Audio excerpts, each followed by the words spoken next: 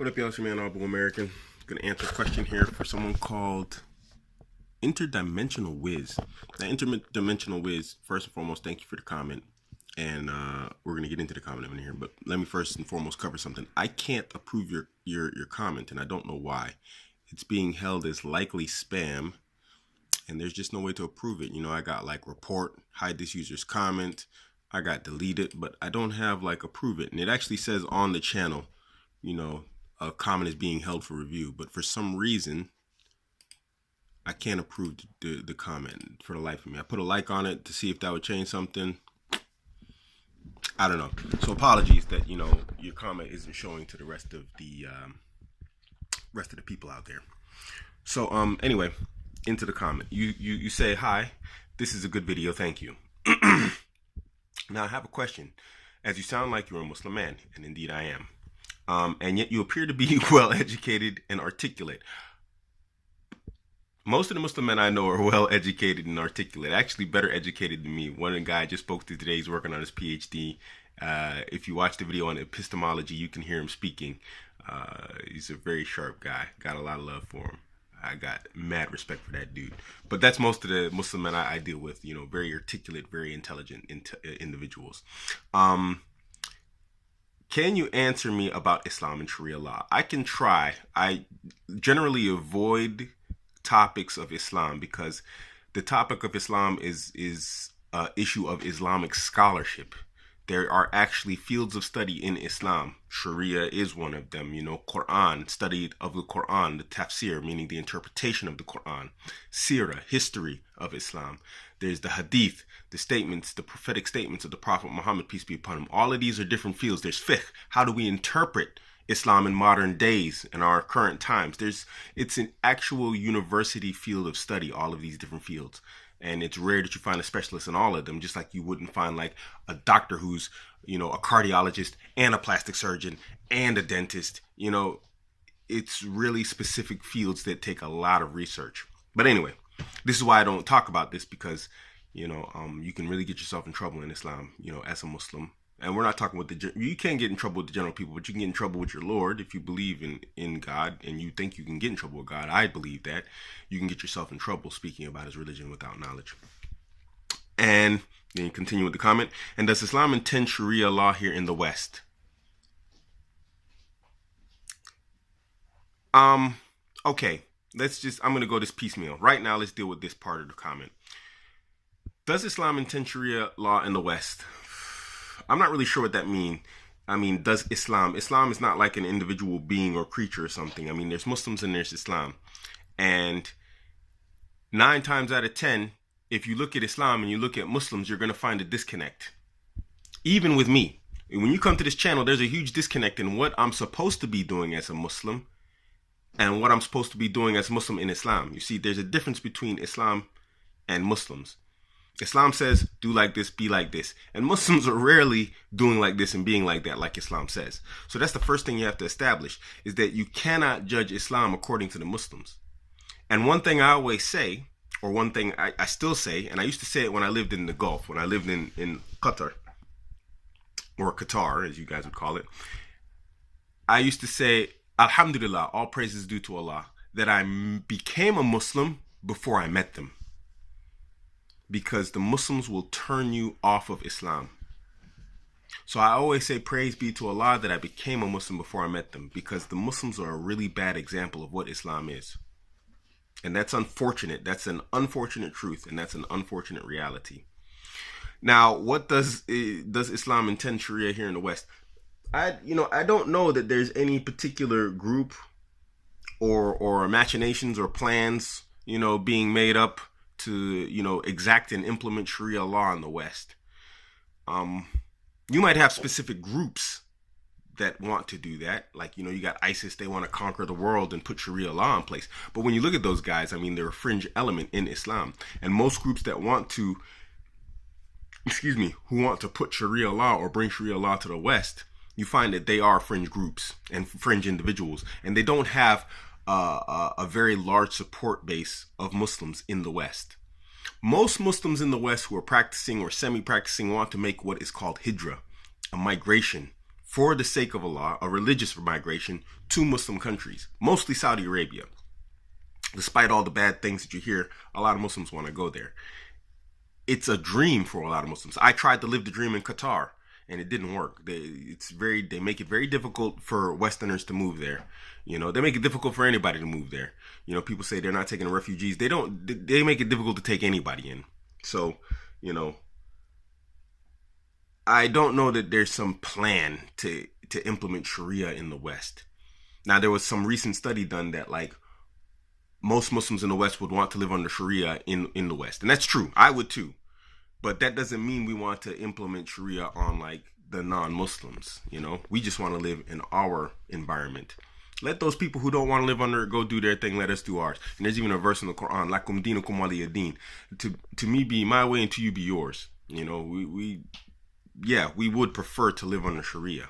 But that's like saying you want to get up in the morning and have $1 million in the bank, and you're not going to do anything to achieve it. You know, it's a dream.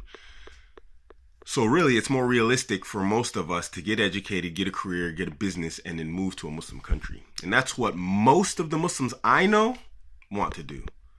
I don't know that there's a vast majority of Muslims who say, you know, we're going to try and implement Sharia in the West. I don't know of these people. But then they might exist.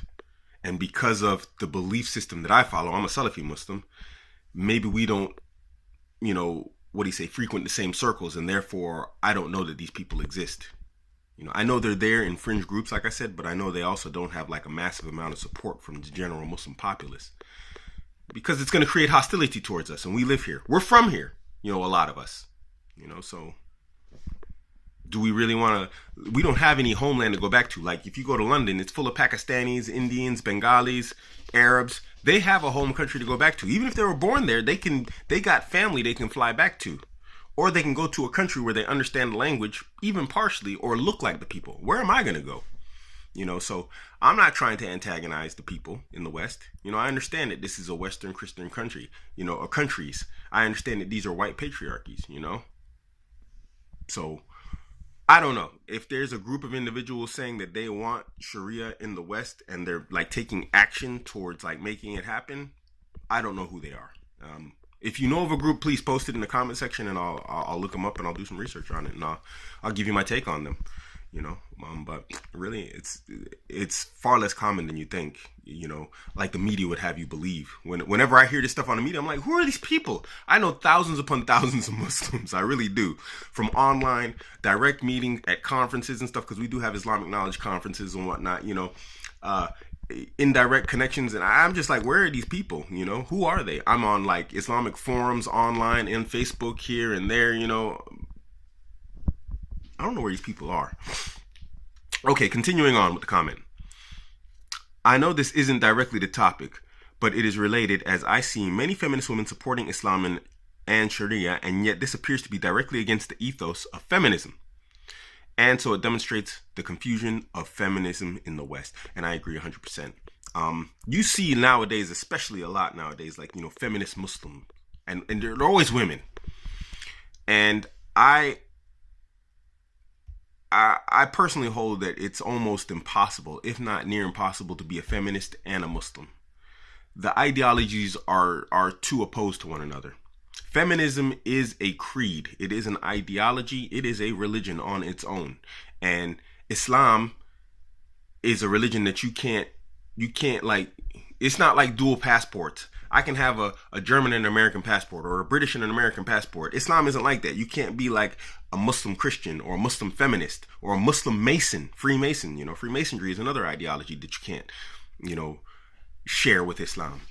This is an exclusive religion. It's you know, you can't have multiple ideologies, and feminism is an ideology which is diametrically opposed, fundamentally against Islam. So that feminism has, you know, latched itself to like Muslims somehow, and Muslims have like brought them into like our whole, I don't know what the heck some of these Muslims are doing hanging out with these people, or like, you know, protesting with them. I really don't. When I look at that and I hear this stuff, it puts significant doubt in my mind towards that person's Islam. I'm not saying I'm kicking them out of Islam. I'm saying this for the Muslims, not for you, intermediate wisdom. I'm not making takfir. Muslims will know what I'm talking about. It's when you make a ruling that someone's not a Muslim anymore. I'm not doing that, but it really severely puts doubt on their understanding of the fundamental basic ideology of Islam. And I'm like, there's definitely something wrong with you if you believe that you can be a feminist or allied with feminists and be a Muslim. It's different with red pill ideology, because red pill ideology is based upon what? Anthropology, sociology, psychology, actual demonstrably proven human behaviors from our biology. And Islam, a lot of the rulings deal with the negative aspects of those biological impulses that we have, those instincts. Feminism, what is it pushing? LBGT, gayness. Now they've taken on this whole pedophilia type thing. I mean, it tries to upset the balance of male dominance, and no matter how hard they try, we can't get past it. It just does a lot of things which are fundamentally contradicting Islam at its core. So why they've become allies of some sort is an absolute mystery to me. I don't know why, just as much as you don't. It really shouldn't be happening, but I think this has to do a lot with just the natural solipsistic nature of women. Because who is it affecting the most? It's affecting Muslim women. You don't find huge numbers of guys going around saying, I'm a male Muslim feminist. You don't find this. Find me one that says this. But you find our women going into this stuff. Why? Because it feeds into their inane selfish nature based off of hypergamy. And I'm not saying that inane selfish nature is evil. It's just the way women are. They have to be like that. So why they're allies? For the life of me, I can't tell you. It's an inevitability that there's going to be that breaking point. And lines are going to be drawn.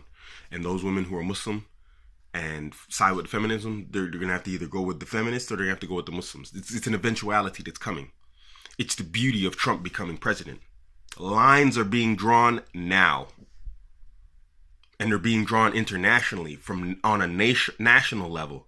And believe it or not, because of Trump, the United States and Russia have been pushed together. So, when all of this, when the lines are finished being drawn and they're solid and then the cracks come out, you're going to have to pick a side. You're going to have to pick a team. And watch. You've heard it here. I'm never wrong. You heard it here first. The conservatives and the Muslims are going to unite. Watch it happen. It's going to be a total flip. Night and day. And you're going to find that most Muslims are going to be united with the conservative right of the West. Watch.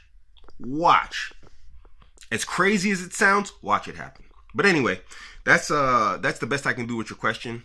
I hope it helps. I don't have anything else to offer. I actually didn't think this was going to be a 13-minute video, but there you go. InterdimensionalWiz. Thank you for your comment. Thank you for your question. Don't forget to hit like and subscribe. This is your man, Abuamerican. Catch me on Instagram, Twitter, and Facebook. All at Abuamerican. I'm out.